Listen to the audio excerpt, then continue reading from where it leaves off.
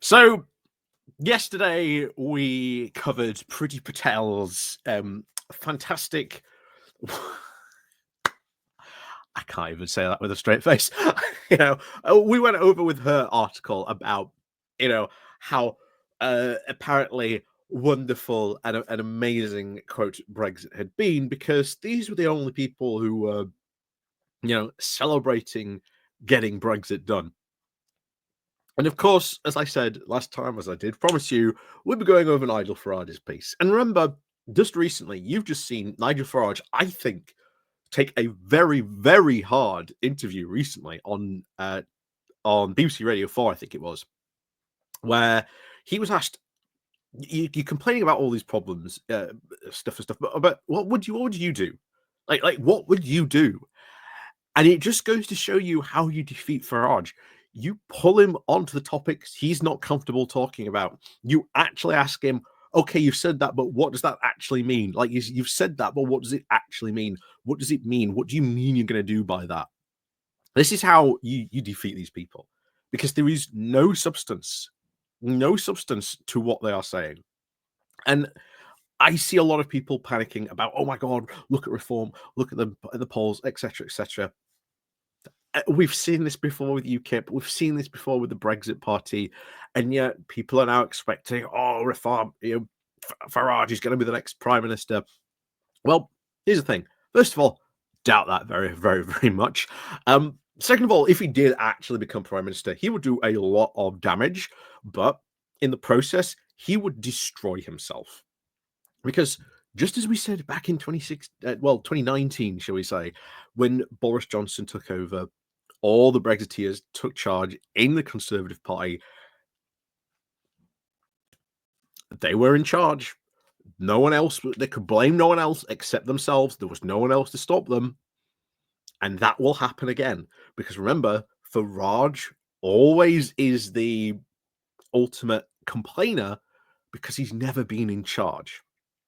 He's never been in the driving seat.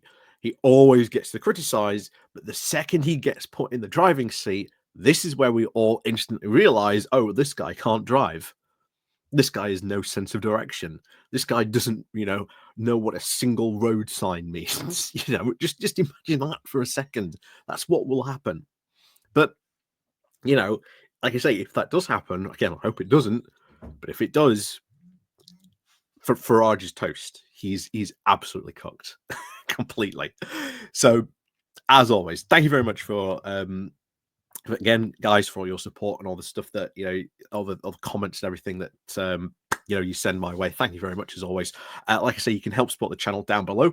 The Patreon page, the Buy Me Coffee link where you can buy me coffee, the YouTube thank you button, and of course, as always, there's the Pony Club down below as well. So you can also click the like and share button as well.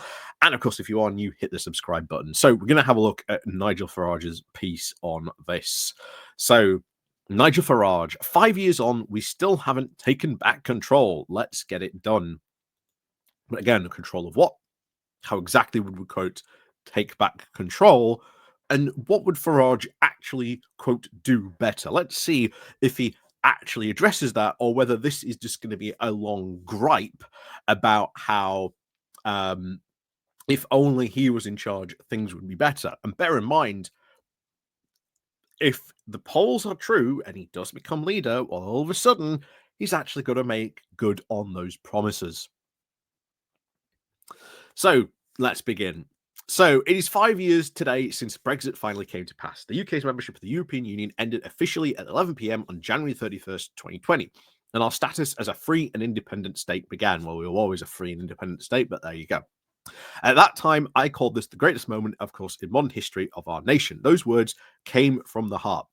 For all those who believed that we are changing our course outside of the anti-democratic EU, it is highly desirable. Again, it's not anti-democratic, because he was an elected MEP, but,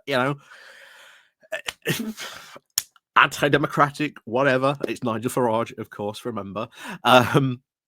Is, of course, highly desirable. It felt as though we had got our country back, but it hasn't been easy. And here come the excuses. First, COVID struck. This was followed by the Conservative government recklessly devoting itself to years of bitter infighting instead of ruling in the interests of the people and making sure Brexit worked. Why were they infighting, Nigel? Most of that infighting was about how Brexit was working. Like this is the big thing that a lot of people really don't seem to understand. All that infighting was caused by Brexit because all of a sudden they sort of realized that there was this really hardcore group of people that wanted to do all this crazy free market fundamentalist stuff, and this other side who were like, well, tell you what, let's leave the EU, but we actually quite a lot of these regulations, guys. So you know, so that was the other side, and then they started arguing about all this, and they couldn't come to an agreement, and it is been going on since then, and it will still be going on pretty soon, I'm sure, when Kimmy Badenoch decides to actually say what her policies are going to be. So for them, he continues, this project was simply about political convenience. I love it. Political convenience, when a lot of the Euroscepticism came directly from the Conservative Party. But there you go. And of course, we now have a Labour government run by the Remainer-in-Chief, Keir Starmer, and is determined now to take Britain back into the orbit of the EU via the back door. Well, again, you've got to understand why that is. Why are all our businesses crying out for regulation? Of course, Farage ignores this, for obvious reasons. This is a national tragedy, he continues. Again, it's always, such flowery language from Farage. Because one thing on which has been on every honest person can be agreed is that the job has now been left unfinished. Yes, there have been a great many Brexit victories. What exactly? Which must be celebrated, particularly in foreign policy terms. But the full benefits of Brexit have not been realised yet. They were always just, again, Nigel Farage, and let's put this. Brexit is never ever enough for Nigel Farage. Every iteration of Brexit that ever came out or that ever was put forward, it was never enough for Nigel Farage. Like, it was just never enough. It was always Brexit in name only, unless it was like this super hardcore version of Brexit, which, if you've got to ask that question, why are you pushing for this hardcore version of Brexit? Why didn't you sell that back in 2016? Except, of course, they didn't sell that vision of that super hardcore Brexit in 2016 because they lied to people and they ran the Leave campaign as it was this massive gambit of, to quote Daniel Hannan, only a fool would leave the single market and customs union. A vote for Leave is not to leave the single market and customs union. But that is what he said on live television. And that is what should be constantly brought up, I think, time and time again, because you could easily go back and say, I think you could easily make a case that any future prime minister could go back into the single market and customs union based on that statement alone. And if that was apparently not the case of what Leave wanted, then you have another argument to have another referendum. So, but of course, Brexiteers don't want another referendum. They never wanted a second referendum, even though you can see specific Brexiteers from Nigel Farage, Jacob Rees-Mogg, has comments, video evidence of them saying, yeah, sure, we could have multiple referendums, especially in the case of Nigel Farage. So, I believe it is now only a question of time before we can now right this wrong. British politics has changed. From the days of the old two-party system are now over. It is now a three-horse race, and Reform UK has the momentum. Our membership has now passed the Conservatives, and it is on way to 200,000. Again, if those numbers are actually real, I very, very much doubt they are real, but we'll see. Successive opinion polls have showed that we are even tied or even ahead of Labour. Again, what would you actually do? And I've said before, can actually Farage keep this momentum for the next couple of years? I very much doubt it, to be honest. We're now the only party looking forward to the next general election for the good of the country, because, of course, he doesn't matter because he doesn't want to win the next general election. He just wants to be the spoiler candidate and basically be the eternal in eternal opposition, of course, because he doesn't want to win, despite what Farage might say. Because, like I say, once Farage is in the driving seat, He's responsible. He's the one in charge. We saw what happened during 2019. All those promises of the Brexiteers, like, now we're in charge. Nothing can go wrong. Trust us. We've got this in the bag, guys. Whoops. So if he does win, there's no one else to blame but himself.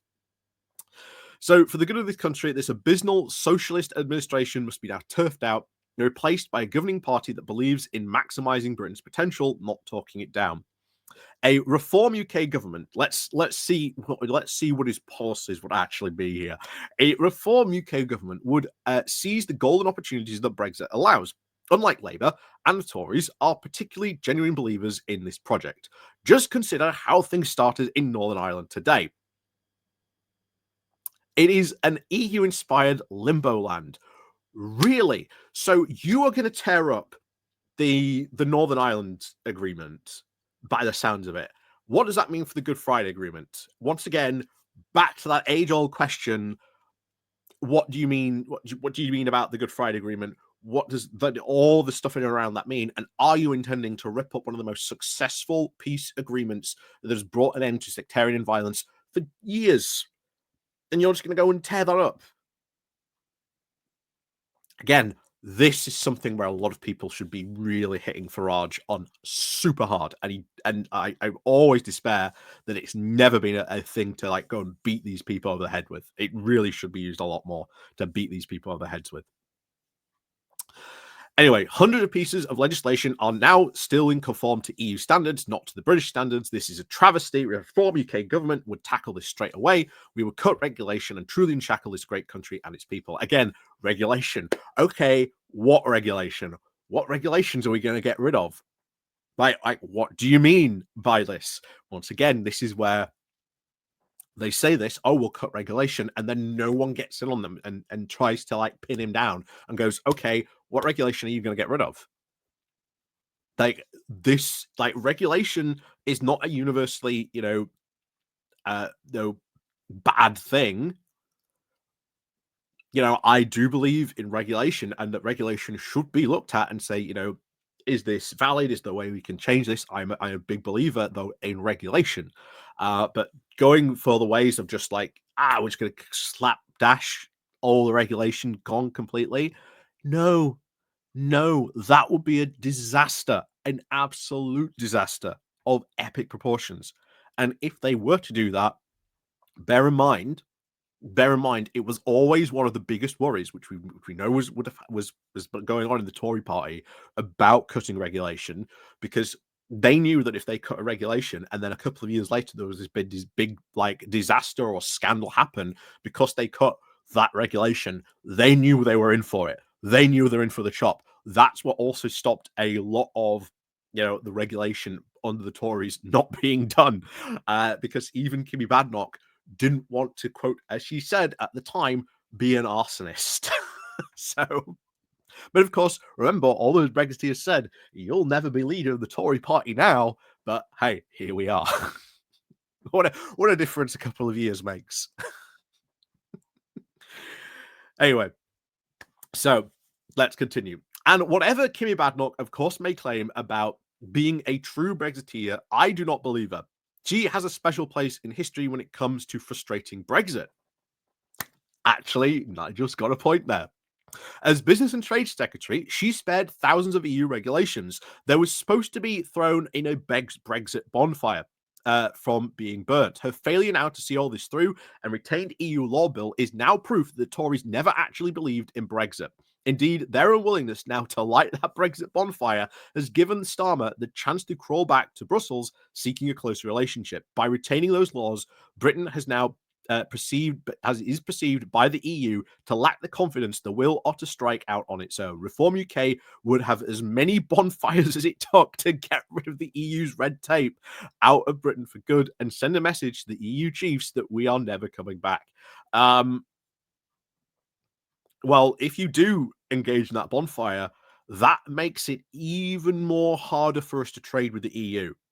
Even more harder to trade with the EU. And as we have said countless times, doesn't matter that you do Brexit, the EU is still our largest trading partner. That hasn't changed. Like, that has not changed. because we are, as we've always said, trade gravity is a thing. Countries always trade with their closest neighbors first. Who is our closest neighbor? The EU.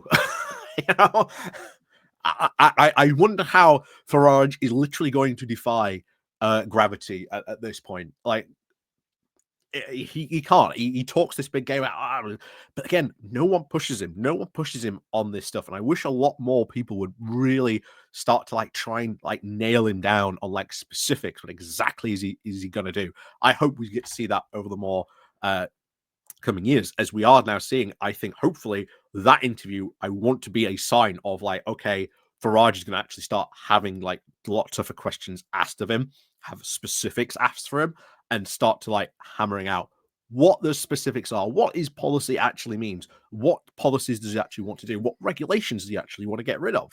You know, these are questions that should and need to be asked. So, the overwhelming reason that voters, of course, backed Brexit was immigration. People were sick and tired of having a porous border. Leaving the EU, they thought, would allow the nation to be far more discerning, to take back control. The fact that the Tories now, under the Tories, the opposite occurred.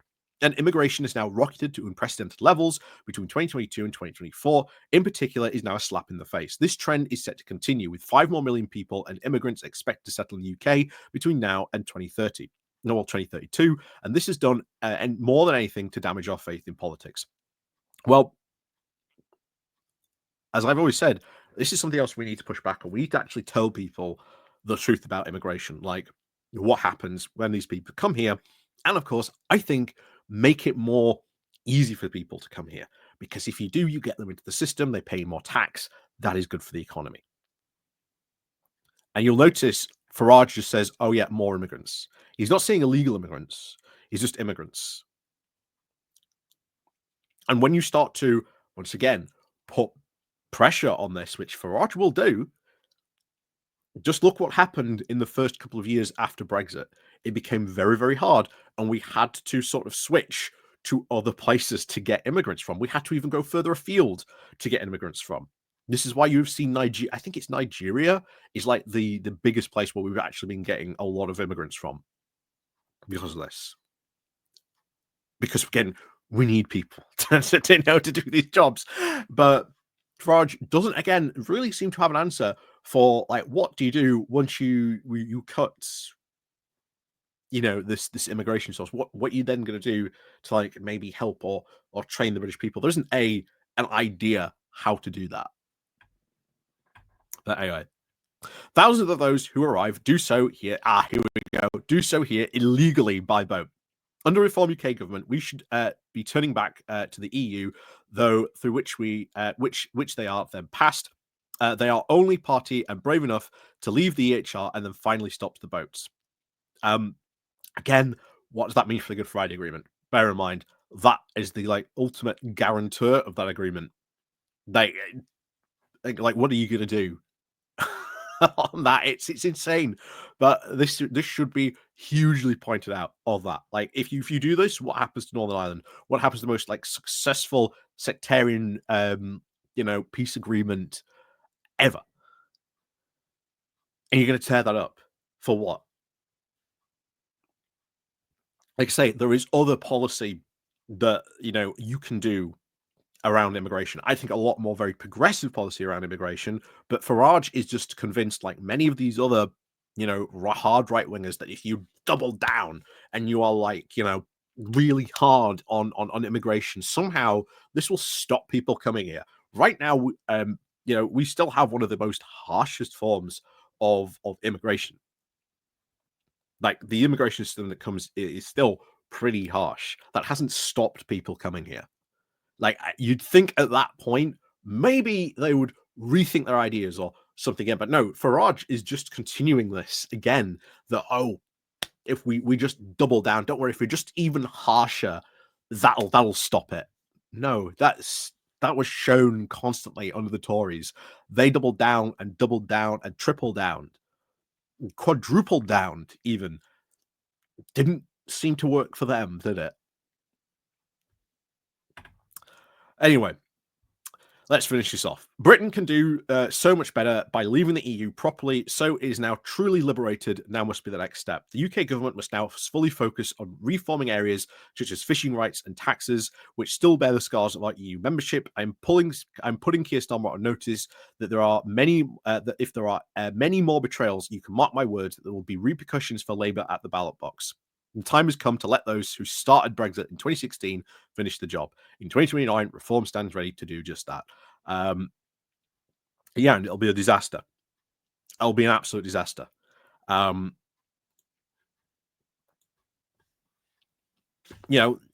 the withdrawal agreement, there are provisions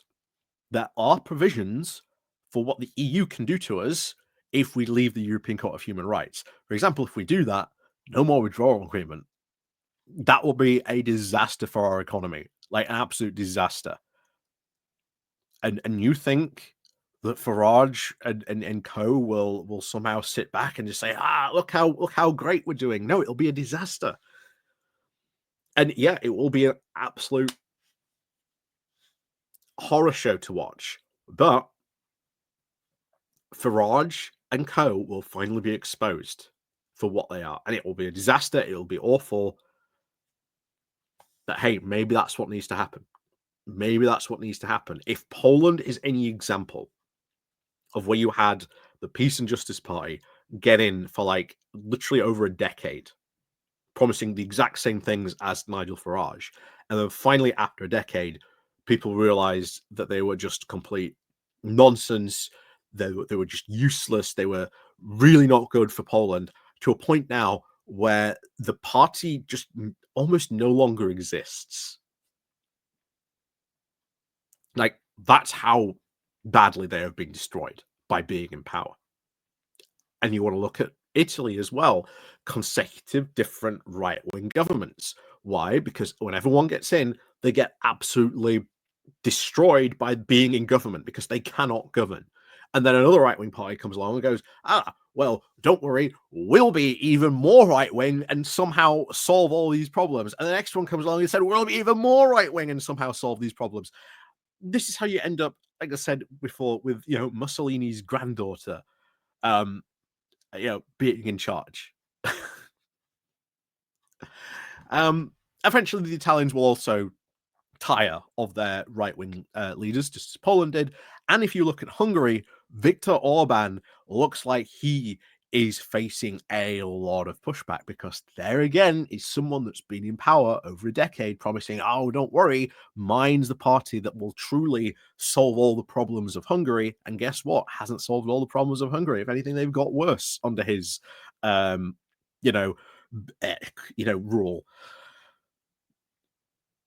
Viktor Orban's on his way out. And that's what happens when these right-wing governments get in. They promise the earth and they don't deliver. They cannot govern. And in a way, as I've said before, yes, it's bad when they get in, but they fail, and they fail spectacularly. That has been shown and proven time and time and time again. Just as Trump did, he failed spectacularly, but of course, well, for some reason, the American people forgave him for everything, all the economic stuff he did, damage he did, COVID, and now he's back in, and he's like going to be 10 times worse. But I'll tell you this now: there are a lot of people already instantly having buyer's remorse for voting for Trump, and now he's only going to get worse. And I think you're going to see his approval ratings tank dramatically. I think you are going to see them tank as time goes on. They will just get worse and worse and worse. Because, hey, those egg prices sure ain't coming down. Sure ain't coming down at all. And I'm going to look forward to how Trump has to explain that there's egg rationing going on. Oh boy, that's going to be fun. So, as always, thank you very much for watching. And of course, as always, we'll see you all next time.